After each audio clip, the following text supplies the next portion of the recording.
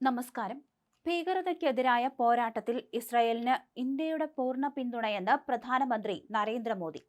Israel പാർലമെന്റായ സെനറ്റിനെ അഭിസംബോധന ചെയ്യുകയായിരുന്നു അദ്ദേഹം. ഇസ്രായേൽ പാർലമെന്റിൽ പ്രസംഗിക്കുന്ന ആദ്യ ഇന്ത്യൻ പ്രധാനമന്ത്രിയാണ് Narendra Modi. Speaker of the senate medal നൽകി മോദിയെ ആദരിച്ചു. ഈ പുരസ്കാരം നേടുന്ന ആദ്യ നേതാവാണ് മോദി. 2023 ഒക്ടോബർ 7 ഹമാസ് നടത്തിയ ഭീകരാക്രമണത്തെ അപലപിച്ച പ്രധാനമന്ത്രി ഈ ദുഷ്കരമായ ഘട്ടത്തിലും അതിനുശേഷവും ഇന്ത്യ ഉറച്ചു നിൽക്കുമെന്ന് പ്രഖ്യാപിച്ചു.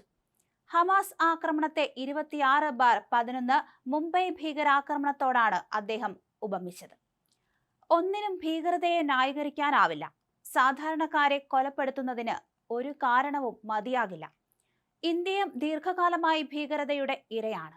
മുംബൈ ഭീകരാക്രമണത്തിൽ ഇസ്രായേൽ പൗരന്മാരുൾപ്പെടെയുള്ള നിഷ്കളങ്കരുടെ ജീവൻ നഷ്ടപ്പെട്ടത് ഞങ്ങൾ ഓർക്കുന്നു. ഭീകരതയോട് വിട്ടുവീഴ്ചയില്ലാത്ത സീറോ ടോളറൻസ് നയമാണ് ഇന്ത്യയുടേത്. ഹമാസ് ആക്രമണത്തിൽ കൊല്ലപ്പെട്ടവരുടെ കുടുംബങ്ങളെ പ്രധാനമന്ത്രി അനുശോചനം അറിയിച്ചു. നിങ്ങളുടെ വേദന ഞങ്ങൾ അനുഭവിക്കുന്നു. നിങ്ങളുടെ ദുഃഖത്തിൽ ഞങ്ങൾ പങ്കുചേരുന്നു. ഇന്ത്യ നിങ്ങൾക്കൊപ്പം ഉറച്ചു നിൽക്കുന്നു, അദ്ദേഹം പറഞ്ഞു. പാർലമെന്റ് അംഗങ്ങൾ എഴുന്നേറ്റുനിന്ന് കൈയടിച്ചാണ് ഈ വാക്കുകളെ സ്വീകരിച്ചത്. അതേസമയം തന്നെ ഒന്നാം ലോക മഹായുദ്ധകാലത്ത് 4000-ലധികം ഇന്ത്യൻ സൈനികർ ഈ മണ്ണിൽ ജീവൻ ബലിയർപ്പിച്ച കാര്യം അദ്ദേഹം ഓർമ്മിപ്പിച്ചു. 1918 ഹൈഫ പോരാട്ടം സൈനിക ചരിത്രത്തിലെ സുവർണ അധ്യായമാണെന്നും അദ്ദേഹം കൂട്ടിച്ചേർത്തു. പ്രതിരോധം, സാങ്കേതിക വിദ്യ തുടങ്ങിയ മേഖലകളിൽ ഇരു രാജ്യങ്ങളും തമ്മിലുള്ള സഹകരണം വർദ്ധിപ്പിക്കേണ്ടത് അനിവാര്യമാണെന്ന് മോദി പറഞ്ഞു. ഇന്ത്യ ലോകത്തിലെ ഏറ്റവും വേഗത്തിൽ വളരുന്ന സമ്പദ് വ്യവസ്ഥയാണെന്നും ഇസ്രായേൽ നവീന സാങ്കേതിക വിദ്യയുടെ കരുത്താണെന്നും അദ്ദേഹം വിശേഷിപ്പിക്കുകയും ചെയ്തു. ഇന്ത്യയും ഇസ്രായേലും തമ്മിലുള്ള സഖ്യം ഇരു രാജ്യങ്ങളുടെയും കരുത്ത് വർദ്ധിപ്പിക്കുമെന്ന് ഇസ്രായേൽ പ്രധാനമന്ത്രി ബെഞ്ചമിൻ നെതന്യാഹു പറഞ്ഞു.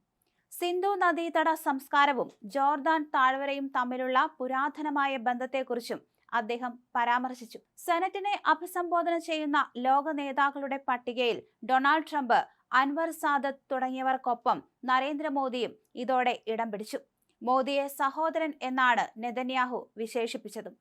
സെനറ്റിൽ മോദിക്ക് നൽകിയ സ്വീകരണത്തിൽ സംസാരിക്കുകയായിരുന്നു അദ്ദേഹം. ഇസ്രായേലും ഇന്ത്യയും തമ്മിലുള്ള ശക്തമായ സഖ്യത്തെയും സൗഹൃദത്തെയും പ്രകീർത്തിച്ച നെതന്യാഹു മോദിയുടെ ഈ സന്ദർശനം ഇരു രാജ്യങ്ങളും തമ്മിലുള്ള ബന്ധം കൂടുതൽ ഊഷ്മളമാക്കുമെന്ന് വ്യക്തമാക്കി. മോദി തന്റെ സുഹൃത്ത് മാത്രമല്ല, സഹോദരനാണ് എന്ന് നെതന്യാഹു പാർലമെന്റിൽ പറഞ്ഞു. ലോകമെമ്പാടും പ്രശസ്തമായ മോദി ആലിംഗനം തനിക്ക് ലഭിച്ചതിൽ സന്തോഷമുണ്ടെന്നും അദ്ദേഹം കൂട്ടിച്ചേർത്തു. മോദി ഇസ്രായേലിന്റെ വലിയൊരു സുഹൃത്തും ഇന്ത്യ ഇസ്രായേൽ സഖ്യത്തിന്റെ ശക്തമായ പോരാളിയുമാണ്. 140 കോടി ജനങ്ങളുള്ള ഇന്ത്യ ഒരു വലിയ ശക്തിയാണെന്നും ഇസ്രായേൽ വലുപ്പത്തിൽ ചെറുതെങ്കിലും പ്രവൃത്തിയിലും വീര്യത്തിലും അത്ര തന്നെ വലുതാണെന്നും നെതന്യാഹു ചൂണ്ടിക്കാണിച്ചു. ഈ രണ്ട് ശക്തികളുടെയും സഖ്യം ഇരു രാജ്യങ്ങളുടെയും ശേഷി വർദ്ധിപ്പിക്കുമെന്ന് അദ്ദേഹം പ്രത്യാശ പ്രകടിപ്പിച്ചു.